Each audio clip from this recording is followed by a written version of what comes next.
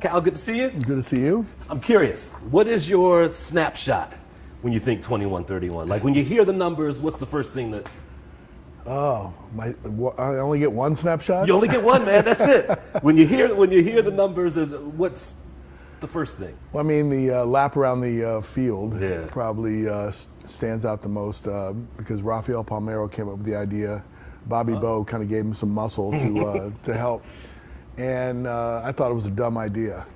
I kept thinking, let's celebrate after the game's over.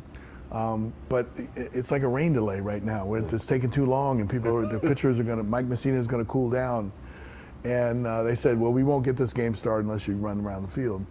And I thought, okay, let me see if we'll get the game started again. And like the first few minutes into the lap, I thought I could care less if we ever start the game again, because it made the celebration go from, you know, big 40-some thousand strong to down to 1-on-1, which was really cool. Was it deafening to you? Was it silent to you? Like what?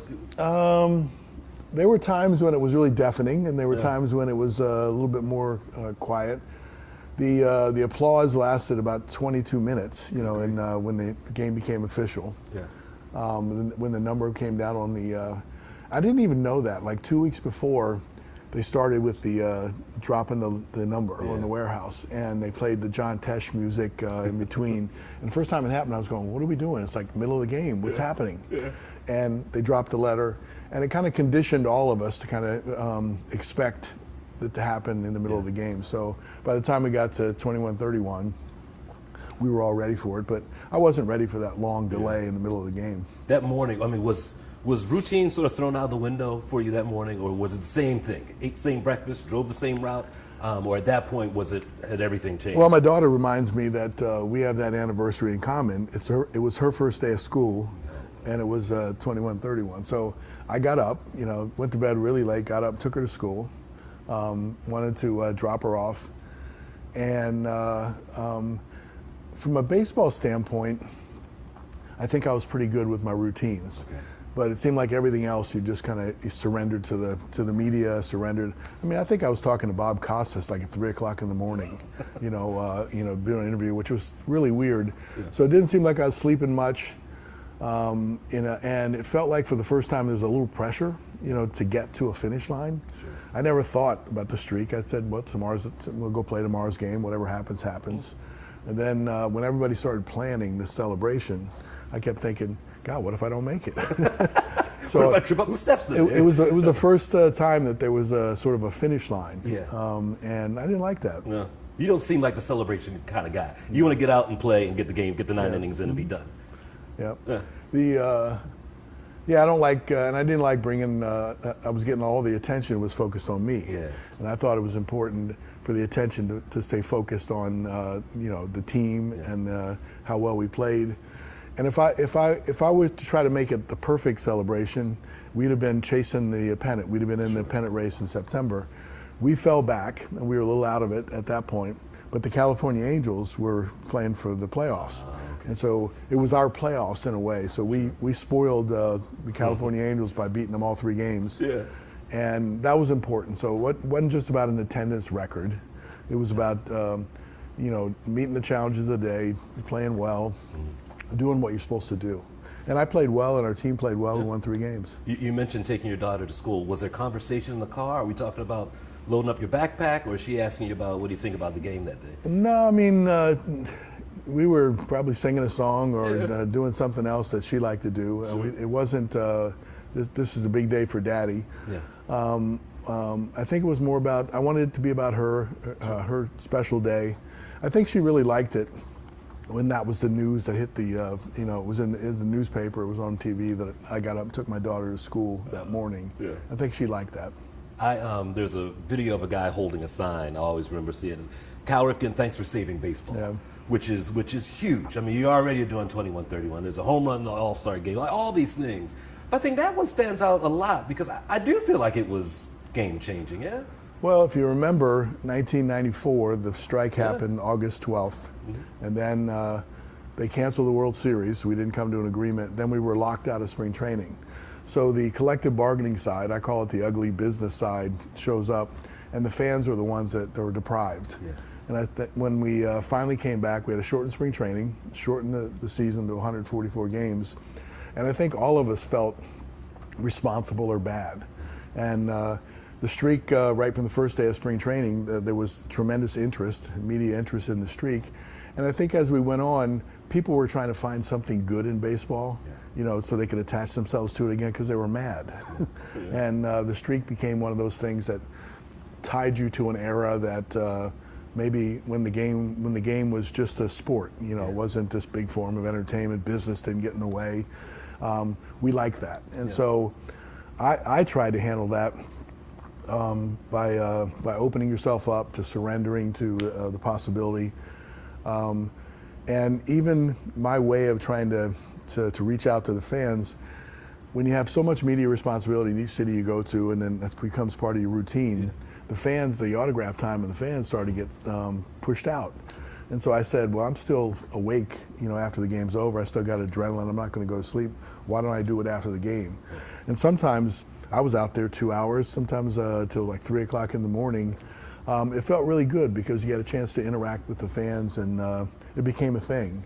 But I was just trying to find time to include them. I feel like the excitement, hearing the name Cal Ripken is the same today as it was when I was a kid. My sons never saw you play. And I was telling my youngest as I'm driving into high school, and I say, I'm interviewing Cal Ripken, and like his face lights up. I mean, what is that like, that feeling for it to have lasted so long? Or does it just make you feel old? Well, yeah, I just turned 65, so that makes you feel old. I've seen the commercials, yes. Yeah, exactly. Junior to senior now. Senior. So I don't know, sometimes I wonder, I remember growing up loving Brooks Robinson. And then as Brooks Robinson aged and all that kind of stuff, his popularity still was great. And I witnessed, and maybe in my own family, whatever else, is that my mom and dad were pointing Brooksy out for a lot of reasons. Good player, but also a good person in the community and all that kind of stuff. So I kind of laugh and saying, okay, maybe my parents brainwashed me to focus on Brooksy. And maybe the parents started brainwashing their kids to focus on me. Because it is pretty amazing that all this time, I've been out, my last year was 01, so I've been out longer now than I was playing, 25 years. But somehow, maybe it's through the internet, social media, something, I don't know, that my name still resonates. What did you pick up from Senior or from Brooksy, or for some of the guys before you that played into 21-31 that said, listen, this is my job? Yeah, a sense of responsibility to the team. You know, Brooksy had his own streaks where he had played maybe 400 games and all that. I remember the first understanding that there was a streak, because I didn't keep track of that. I just played, and I didn't really know that was happening. Somebody said, you just passed Brooksy. And I went, oh, I did? And then didn't hear about it again until about 1,000 games. But it wasn't my intention to go out and play that way. My intention is to show up every day, be ready to play. If the manager writes you in the lineup, then you play.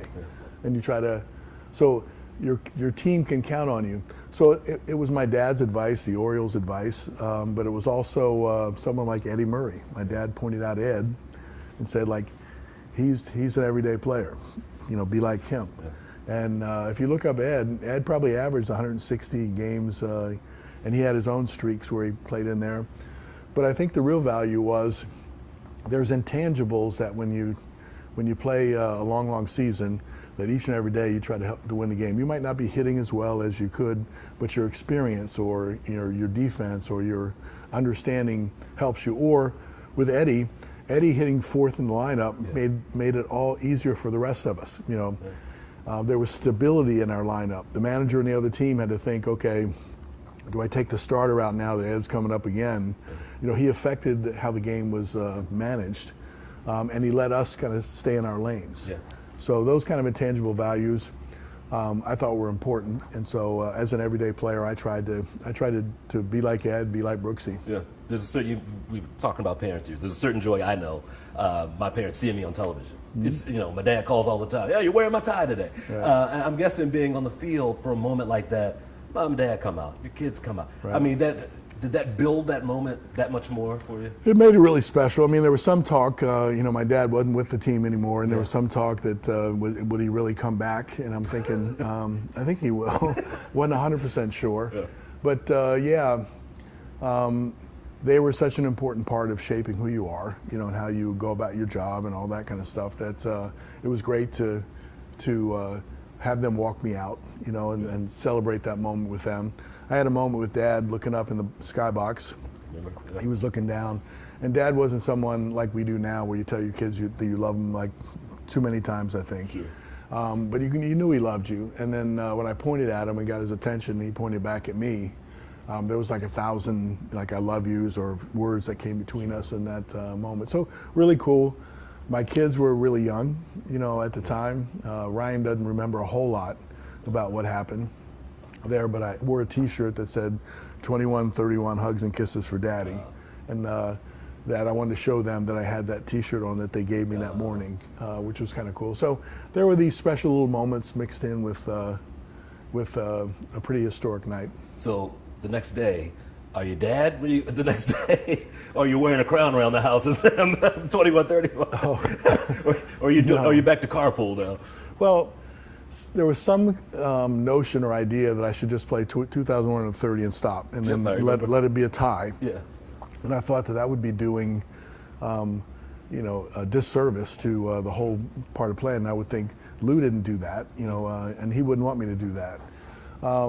I went ahead, and so to me it just returned to everything as normal. I played 500 more games after that, so it's 2,632 was the ending number.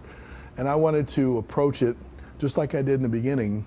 There's a game today, you come trying to meet the challenges of that day, whatever it is, you do it with your team, and when that's over, you point to tomorrow. Yeah. So I just wanted to continue that because I thought that was the right approach. Tell me about your speeches in the locker room nowadays. When you see the guys and you're working with the organization, what part of Cal do you want to see at Camden Yards now?